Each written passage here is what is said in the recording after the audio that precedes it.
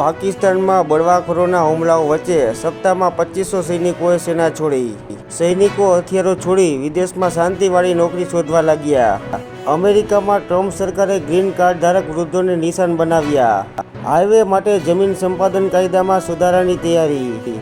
Highway માટે ખરીદેલી જમીન સરકાર મૂળ માલિકને પાછી આપી શકશે.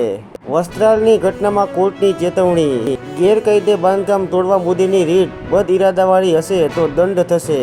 High court. Ahmedabad Rajkot 6 lane highway 7 વર્ષે પણ અધૂરો રહ્યો.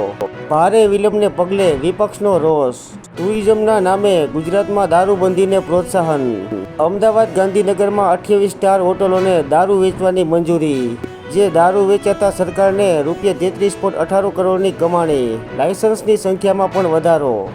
ગુજરાત બોર્ડની પરીક્ષાઓ પૂર્ણ. આ વર્ષે ગેરરીતિના કેસ સૌથી ઓછા. દ્વારકાના રૂપેડ બંદર વિસ્તારમાંથી 5 બાંગ્લાદેશી મહિલા ઝડપાઈ. મહિલાઓની અલગ ભાષા તથા શંકાસ્પદ હિલચાલના આધારે તપાસ. દુષ્કર્મ કેસ. MLA ગજેન્દ્રસિંહ સામેની તપાસ CID ક્રાઇમને સોંપવા હાઈકોર્ટમાં રીટ. ગુજરાતની દરિયાઈ સીમામાંથી 2 વર્ષમાં 485 કરોડનું ડ્રગ્સ પકડાયું. ATS દ્વારા કરાયેલી કાર્યવાહી. જુદા જુદા કેસોમાં 6 વિદેશી નાગરિકોની ધરપકડ કરાઈ. આગામી 20 માર્ચના દિવસ અને રાતનો સમયગાળો સરખો. અમદાવાદના શાહીબાગ વિસ્તારની ફોરેન પોસ્ટ ઓફિસમાં બિનવારસી પાર્સલોમાંથી ડ્રગ્સ સેક્સ ટોયસ મળ્યા. સરકાર દ્વારા સ્કોલરશીપમાં વિલંબ. અનેક વિદ્યાર્થીઓને ડિગ્રી ન મળી. બાબરીની જેમ ઔરંગઝેબની કબરનો ધ્વંસ કરવાની હિન્દુ સંગઠનોની ચેતવણી. સરકાર નહીં હટાવે તો હિન્દુ સંગઠનો કાર સેવા કરશે. હિન્દી મુદ્દે MK સ્ટાલિનને આંચકો. દિલ્હીમાં કોમ્યુનિકેશન માટે હિન્દી ખૂબ જ જરૂરી. ચંદ્રબાબુ નાયડુ. ગુજરાત સ્ટેટ એજ્યુકેશન ટ્રિબ્યુનલમાં સુવિધાનો અભાવ. હાઈકોર્ટે રિપોર્ટ માંગ્યો. મેટ્રો રેલ માટે 30,000 ચોરસ મીટર ખાનગી જમીન સંપાદિત કરાઈ. CBSE દ્વારા સ્કૂલોની માન્યતા રદ કરવાના વિવાદમાં ખોટા મેસેજ વાયરલ કરવામાં આવતા હાઈકોર્ટે સ્કૂલોનો ઉધડો લીધો. મુન્દ્રા પોર્ટ પરનું બેઝ ઓઇલ કૌભાંડ. કસ્ટમ અધિકારીઓ એજન્ટ શંકાના દાયરામાં.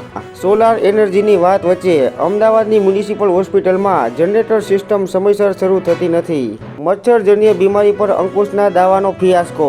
ગુજરાતમાં છેલ્લા 1 વર્ષમાં મલેરિયાના 3,780 કેસ નોંધાયા. સ્ટેટ બેન્કે 15,000 કરોડના ભંડોળ એકત્રિત કરવાની યોજનાને ટાળી. રામ જન્મભૂમિ મંદિરે 5 વર્ષમાં ₹400 કરોડનો ટેક્સ ચૂકવ્યો. જેમાં મંદિરના નિર્માણમાં સરકાર તરફથી કોઈ સહાય નહીં. ઉનાળો વધુ આકરો બનશે. વીજ કાપની ગ્રીડ ઓપરેટરની ચેતવણી. વર્તમાન નાણાં વર્ષમાં સ્માર્ટફોનની નિકાસમાં 50%થી વધુનો વધારો. પાકિસ્તાનમાં જમિયતના મુફ્તી અબ્દુલ બાકી નૂરજઈ ઠાર. આર્મીના સુરક્ષા કવચ છતાં હાફિઝના ભત્રીજા અબુ કતલને ઉડાવી દેવાયો. કોર્ટના આદેશ પહેલા જ ટ્રમ્પ તંત્રએ 2 પ્લેન ભરીને ઇમિગ્રન્ટ્સ રવાના કરી દીધા. અમિતાભને 1 વર્ષમાં 350 કરોડની આવક. 120 કરોડ ટેક્સ ભર્યો. આ મહિને 53 કરોડનો એડવાન્સ ટેક્સ ભર્યો. વિધાનસભામાં ઉગ્ર વિરોધ વચ્ચે માહોલ ગરમાયો. ગુજરાતમાં બેફામ બનેલી ગેરકાયદે ખનન પ્રવૃત્તિ. 2200 કુવા પૂરવા પડ્યા. આપણે કુરબાની માટે તૈયાર રહેવું પડશે.